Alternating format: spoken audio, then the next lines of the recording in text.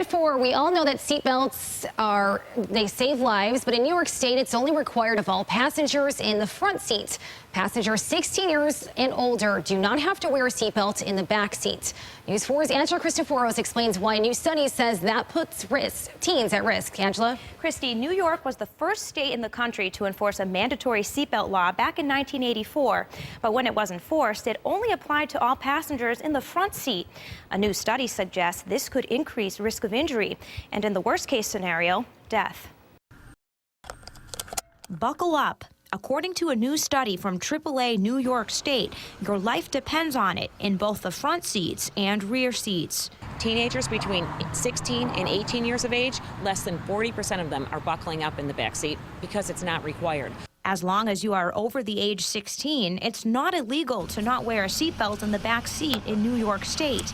But in the event of a collision, that choice could be a dangerous one. In the rear seat, it's just and equally as important to wear a seatbelt all the time in the rear. And the reason for that is we like to call the term backseat bullet. If you have your front seat driver passenger buckled in, they're fully safe. But if you have the people in the back seats unbuckled, they're going to shoot forward. A study by AAA found between 1995 to 2014, 886 unbelted rear seat occupants ages 16 and up were killed, including one in every county in New York. Teens were especially at risk. Less than 40% of rear seat occupants ages 16 to 18 wore seatbelts. I think everybody should wear their seatbelt. I don't think there should be an age. If you get into a car accident, you're not safe without a seatbelt on. It doesn't matter what seat you're sitting in. Research shows rear seat occupants who don't buckle up are 3 times more likely to be killed. We've seen fatalities and we've seen major injuries at accidents where this has actually become the case where the backseat passenger has actually caused injury or fatality to the front seat person who was buckled in properly.